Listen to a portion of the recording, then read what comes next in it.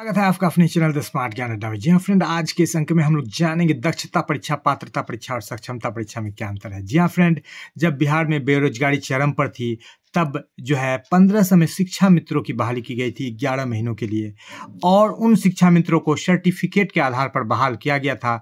तब ये प्रश्न उठने लगा कि कई सारे शिक्षक ऐसे हैं जो कि फर्जी सर्टिफिकेट लेकर के बहाल हो गए हैं। तो उन शिक्षकों को बिल्कुल उनको जो है क्वालिटी दिखाने के लिए सरकार के द्वारा एक परीक्षा ली गई, जिस परीक्षा को दक्षता परीक्षा का नाम दिया गया। जी हाँ फ्रेंड, दक्ष मतलब ये होता है इफिशिएंट, अंग्रेजी में उसका अर्थ होता है, और इसका मतलब ये होता है कि वो व्यक्ति पढ़ाने में बिल्कुल दक्ष है, पढ़ाने में वो व्यक्ति बिल्कुल दक्ष है। तो जिन लोगों ने भी दक्षता परीक्षा पास की वो बिल्कुल एक अच्छे शिक्षक के रूप में वो स्थापित हो गए, गुणवत्तापूर्ण शिक्षा देने लगे। और जो लोग नहीं हुए उनको दोबारा और तिबारा भी मौका मिला।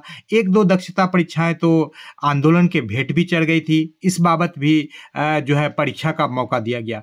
फिर उसके बाद आया एनसीटी और का गाइडलाइन, यानी कि नेशनल जो कुरिकुलम फ्रेमवर्क होता है या राष्ट्रीय शिक्षा नीति जो होता है, आरटीई जो होता है, उसके अनुसार ये बताया गया एनसीटी के द्वारा कि कोई भी शिक्षक होंगे तो जो पात्रता परीक्षा को पास नहीं करेंगे तो वो शिक्षक के बनने के लायक नहीं होंगे, तो उनको पात्रता परीक्षा अनिवार्य होगा करना। तो जब इस तरह के गाइडलाइन आने लगे तो सरकार ये चाह रही थी, नीतीश सरकार, कि ऐसे शिक्षक भी बहाल हो बिहार में जो बिल्कुल एनसीटी के गाइडलाइन को फॉलो करे, और शिक्षक पात्रता परीक्षा, जिससे कि पूरे इंडिया में शिक्षकों की बहाली की जाती है, उस पात्रता परीक्षा को ली जाए। तो पात्रता परीक्षा 2011 में हुई, उसके बाद फिर उर्दू बांग्ला के लिए भी हुई और शिक्षक बहाल हुए। अब उसके बाद जब आकर के पात्रता, यानी कि जिसको बीटेट और एस्टेट का नाम दिया गया, प्राइमरी और 6 to 8 के लिए बीटेट और 9, 10, 11, 12 के लिए एस्टेट, तो जब इस परीक्षा को पास करके शिक्षक बहाल हुए तो वो भी पात्र थे, और ऐसे शिक्षक भी एनसीईआरटी के पूरे गाइडलाइन को पालन करते थे। और ऐसे शिक्षक बिहार में, ऐसे शिक्षकों की संख्या लगभग करीब 4,20,000 के करीब हो गई। इन दोनों शिक्षकों को 2015 में सरकार के द्वारा समायोजित कर दिया गया और चाइनीज वेतनमान दिया गया। जी हाँ फ्रेंड, चाइनीज वेतनमान दिया गया, और ये कहा गया कि आपकी सेवा जो है 60 साल के लिए है और आपको सेवा से हटाया नहीं जाएगा, और आप 60 साल तक नौकरी करेंगे। तो ये जो शिक्षक थे, दक्षता वाले और पात्रता वाले, दोनों नियोजित शिक्षक के रूप में कार्यरत हो गए, और दोनों ही शिक्षक जो है नियोजित शिक्षक के श्रेणी में आए, एक पात्रता परीक्षा पास और दक्षता परीक्षा पास। अब तब जाकर के क्या हुआ, सरकार की ये मनसा हुई कि हमें और भी अच्छे शिक्षक चाहिए, तब उन्होंने बीपीएससी का एग्जाम लिया। ऐसे शिक्षकों का जो ट्रेंड थे, साथ ही साथ जो एस्टेट या बीटेट पास थे, और उसके बाद भी बीपीएससी से उनका परीक्षा लिया गया, और बीपीएससी से परीक्षा लेकर के फिर एक नया मनगढ़ंत स्केल दिया गया जो कि 25,000, 28,000, 31,000, 32,000 का था। फिलहाल दक्षता और पात्रता परीक्षा पास जो शिक्षक थे उसमें ट्रेंड भी थे, कुछ अनट्रेंड भी ज्वाइन किए थे, जिसको सरकार ने सेवाकालीन ट्रेनिंग दे करके बिल्कुल जो क्राइटेरिया था एनसीईआरटी का, जो गाइडलाइन था, उनके अनुकूल करवा दिया। चाहे पात्रता परीक्षा पास शिक्षक थे, चाहे दक्षता परीक्षा पास शिक्षक थे, वो जो है पूरे भारत में जो भी गाइडलाइन है उसको पूरा कर रहे हैं। तो अब ये प्रश्न उठता है कि जब पात्रता परीक्षा पास हो गए शिक्षक, दक्षता परीक्षा पास हो गए, तो सक्षमता परीक्षा कहाँ से आ गई।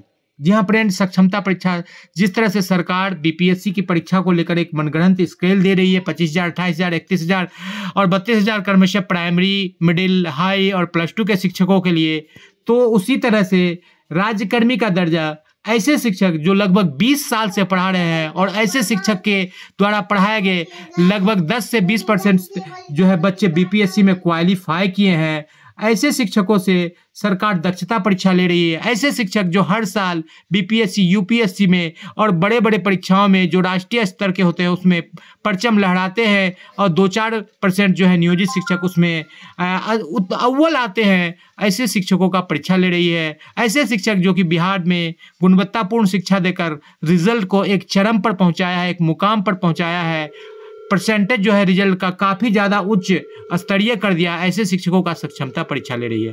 तो सक्षमता परीक्षा क्या दक्षता और पात्रता से बेहतर है? इस बात का आज का सवाल है, क्या अंतर है? तो सक्षमता और दक्षता में कोई फर्क नहीं है साथी। सक्षमता और दक्षता और पात्रता एक ही है, बस सरकार का एक मनगढ़ंत ये शगुफा है। यदि सरकार चाहे तो 20 साल से जो गुणवत्तापूर्ण शिक्षा दे रहे हैं, जो नियोजित शिक्षक हैं, उनको बिल्कुल बिना शर्त के वो राज्यकर्मी का दर्जा दे सकती है, क्योंकि वो सारे शिक्षक दक्षता और पात्रता परीक्षा पास है। सक्षमता परीक्षा एक शगुफा के रूप में है। सरकार एक परीक्षा लेकर के उनको देना चाहती है और उसी परीक्षा के साथ जो है सरकार एक बड़ा खेल खेलना चाहती है। क्या है वो खेल? वो खेल है समय की बर्बादी, टाइम पास। जी हाँ फ्रेंड, सरकार जो है चुनावी खेल खेलना चाहती है। 2025 के चुनाव में जाना चाहती है और उस चुनाव में जो है वो दिखाना चाहती है कि आपको बीपीएससी शिक्षकों के समान जो हम दे रहे हैं, थोड़ी सी वेतन बढ़ा रहे हैं और राज्यकर्मी का दर्जा दे रहे हैं, तो जो थोड़ा सा हार्ड कंपटीशन है उसके स्थान पर आपको हम आसान कंपटीशन दे रहे हैं। दूसरी बात, यदि सरकार की मंशा कम खर्च करने की होगी और अधिक से अधिक शिक्षकों को फाइल करने का होगा, जैसा कि हाई स्कूल के परीक्षा में आपने देखा था बंधु, 15,000 में मात्र 369 पास किए थे, तब निगेटिव मार्किंग हटाया था सरकार ने, क्योंकि लेना था। स्टेट में 95% रिजल्ट हुआ, कभी हुआ नहीं था।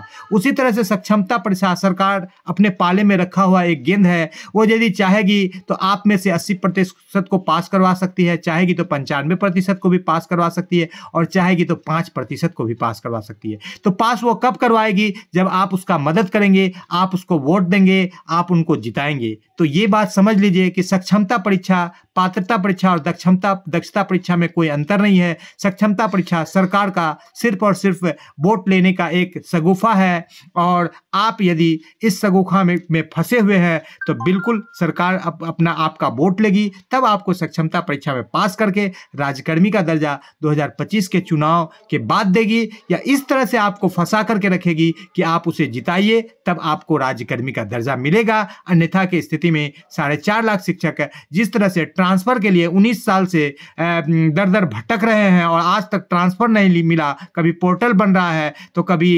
इंटरनेट पर जांच हो रहा है तो कभी पायलट प्रोजेक्ट है, इस तरह से राज्यकर्मी का भी दर्जा आपको अधर में लटक जाएगा। जी हाँ फ्रेंड, तो सक्षमता परीक्षा, दक्षता परीक्षा और पात्रता परीक्षा में कोई अंतर नहीं है, बस यह एक सरकार का मनगढ़ंत शगुफा है, इससे ज्यादा कुछ नहीं है। वीडियो पसंद आ रहा है तो लाइक कर दे, चैनल पर नए हैं अब तक सब्सक्राइब नहीं किया तो सब्सक्राइब कर ले। स्मार्ट ज्ञान अड्डा आपका अपना चैनल है साथियों, जो आपके की कामना करता है। वीडियो को शुरू से लेकर अंत तक देखने के लिए आपका बहुत बहुत धन्यवाद। आपका दिन शुभ हो। जय हिंद, जय भारत, वंदे मातरम।